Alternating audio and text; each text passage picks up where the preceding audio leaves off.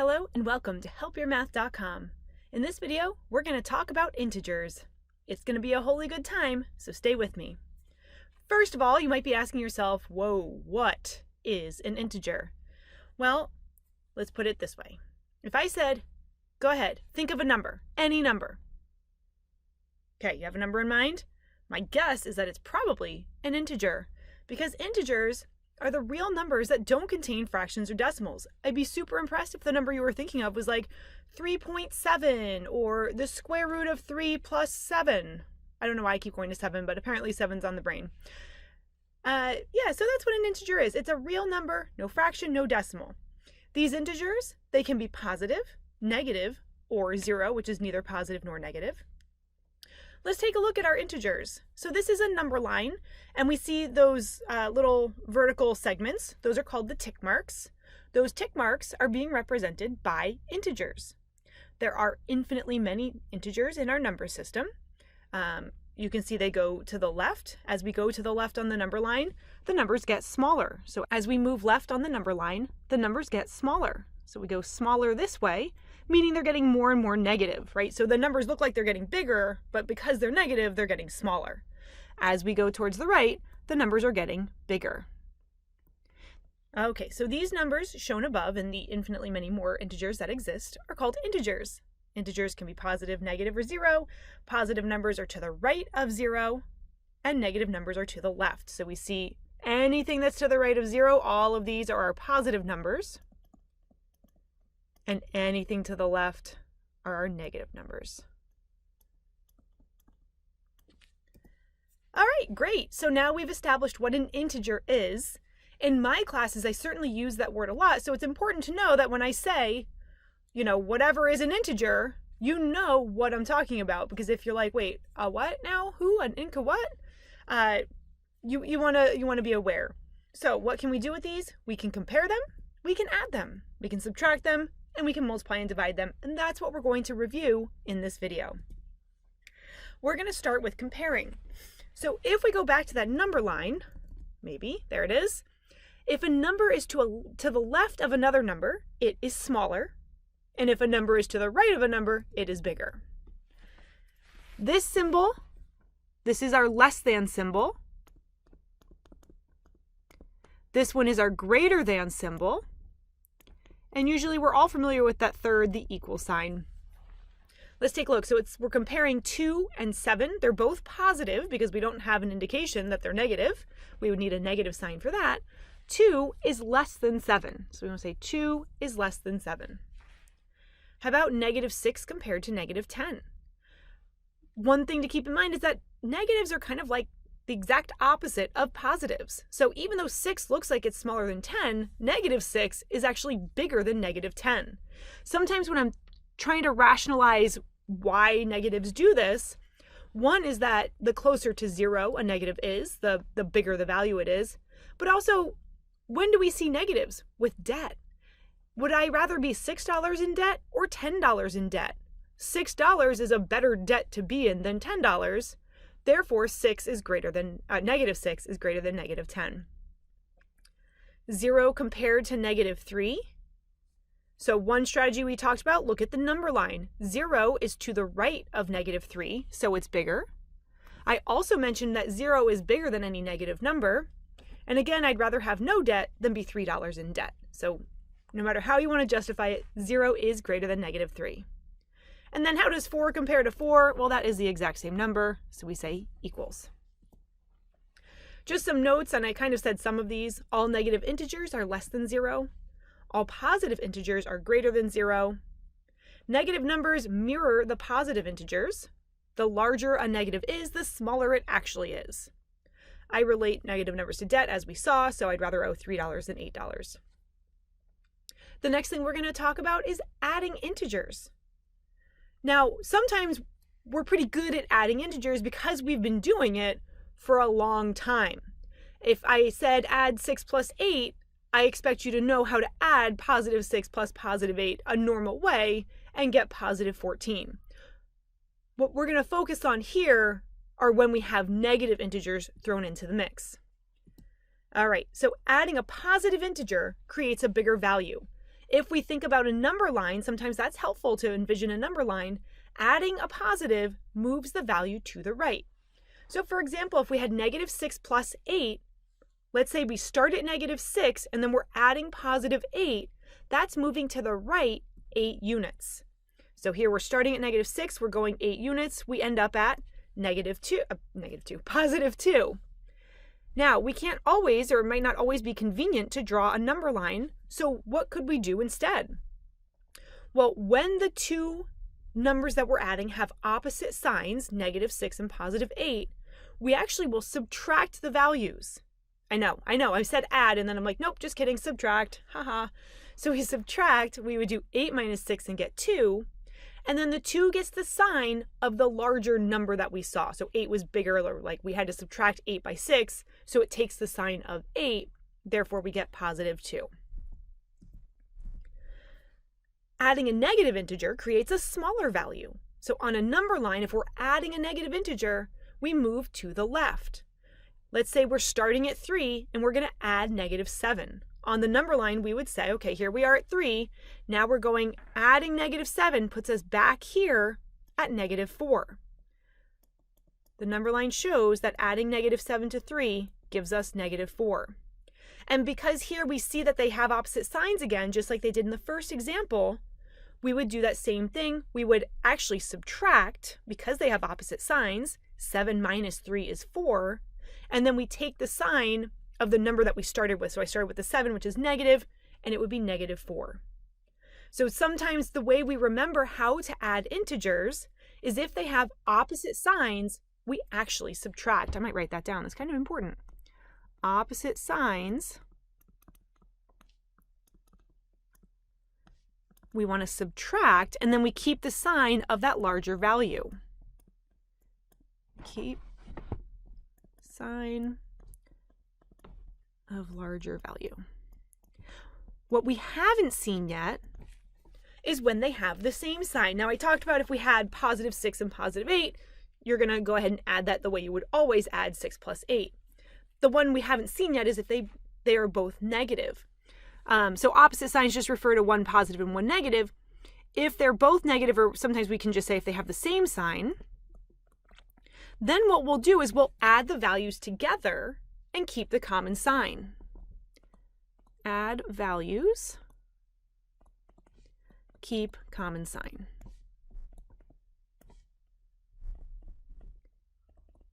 Okay, so let's look at some examples of adding.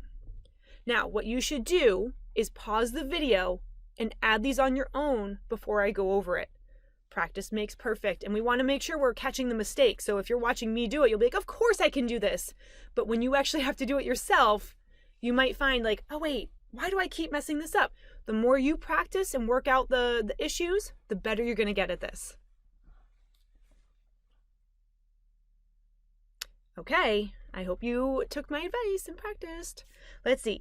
In question 5, we have -4 plus -5. So they're both negative and we're adding. We're going to add them together. 4 plus 5 is 9, and we keep the common sign, -9.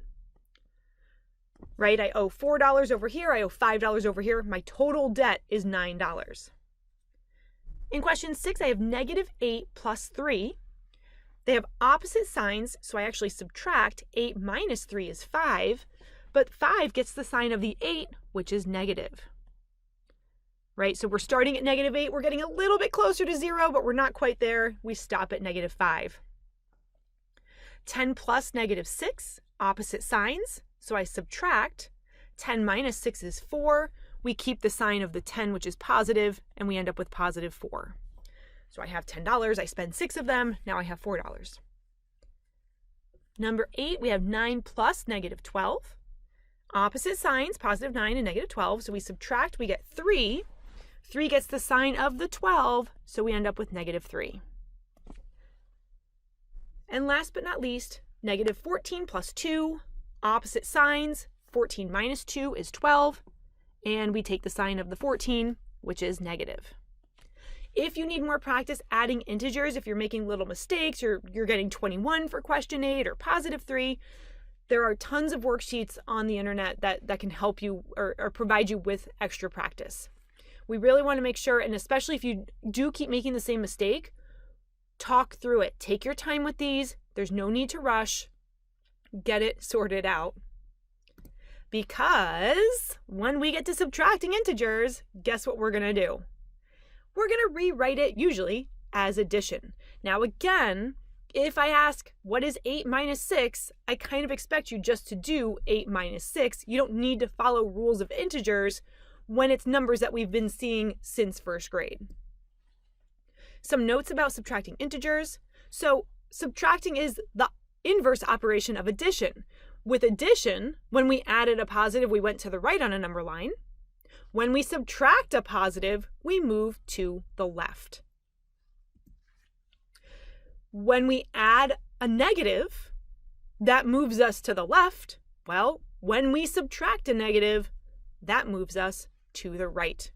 With subtracting a negative, because I know that can be weird, and you'll see I say it here, I think of subtracting a negative kind of like getting rid of debt. So I have this $3 debt, I get it taken care of, that's a negative of that negative, which is actually a positive for me. And what we usually say with subtraction is that we can rewrite it as addition by adding the opposite. So a minus b, we could think of as a plus negative b. Now you can do that with 8 minus 6, right? I said 8 minus 6 before. Now you should know that that is equal to, but you could also do 8 plus negative 6. What ends up happening here when you do this is then you actually go back to doing 8 minus 6 anyway. So it's not wrong to do this, you're just creating an extra step. But if you like to be consistent, then do that. No one's gonna have a problem with you changing 8 minus 6 to 8 plus negative 6.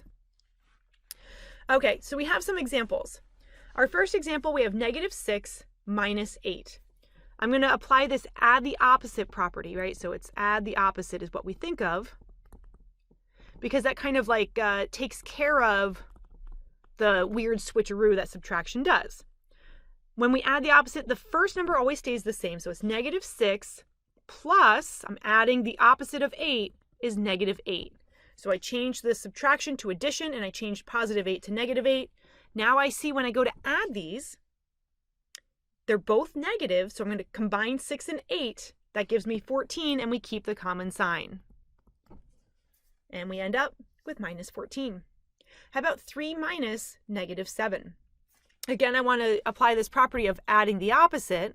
So I'm going to rewrite this as 3 plus the opposite of negative 7 is 7, and 3 plus 7 is 10.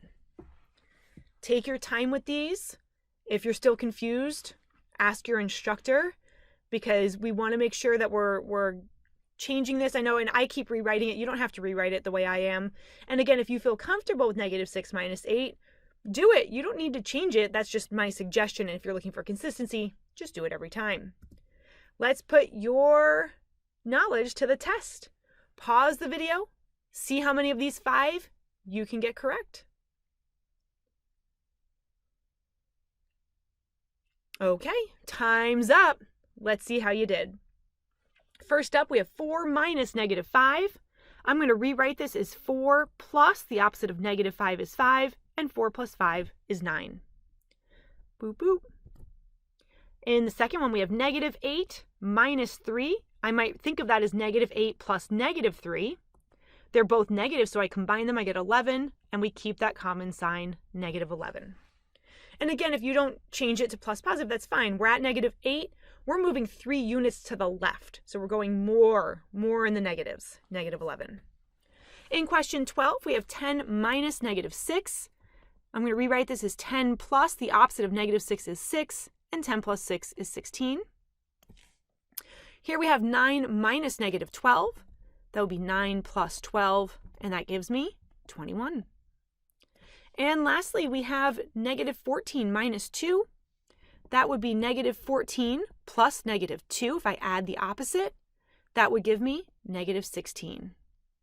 Now, what we didn't see in any of these examples, and I'm sorry about that, I'm going to do a 6th one. I'm going to call it 14b, because I always find this one funny. If we had, let's just do negative 14 minus negative 2. What would we get as this result? I'll give you a minute to think about it.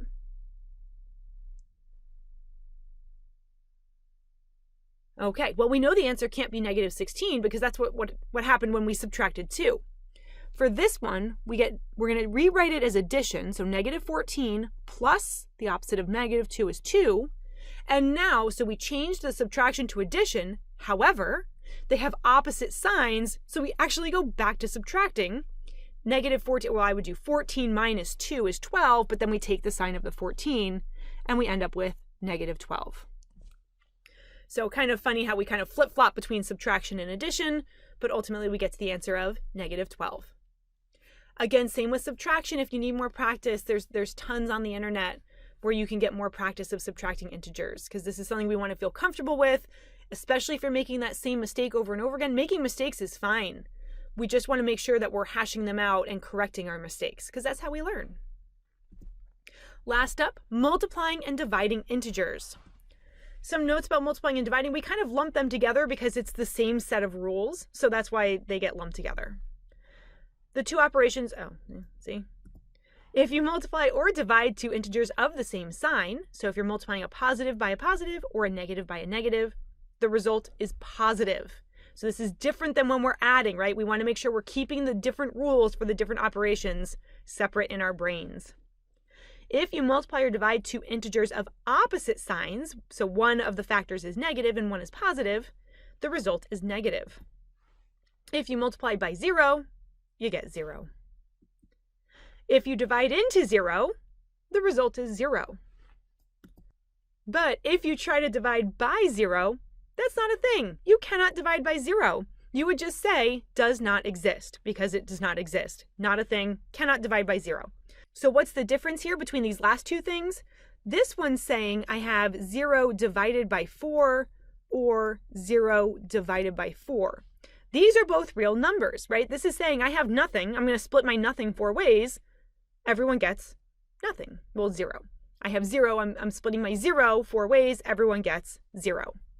This one is 4 over 0. So now I'm saying I have 4 things and I want to divide it among 0 people. What? That's not a thing. So for this, we would say does not exist. Sometimes mathematicians get lazy and they just say DNE, does not exist. Okay, so some examples of multiplying and dividing before I set you free to try them on your own. First one, we have 5. Now, I don't see any operations there, but when there's a number or a variable right in front of a set of parentheses, the implication is that it is multiplication. 5 times negative 6, positive times negative. I like to start with my sign, so I know my product will be negative, and 5 times 6 is 30. Here we have negative 18 divided by 6. A negative divided by a positive is negative, and 18 divided by 6 is 3. Next up, we have negative 4 times negative 10. Negative times negative is positive, so I'm done with the signs, and then 4 times 10 is 40. And last up, we have negative 4 divided by negative 3. The quotient will be positive. There's not much I can do because we don't really want to divide 4 by 3, so we're just going to rewrite it as positive 4 over positive 3 and call that good. If you want to convert it to a mixed number, cool. 1 1/3 also works, but I'm just happy with just cleaning up the signs. We just took care of the negative over negative. All right, pause the video. See how you do.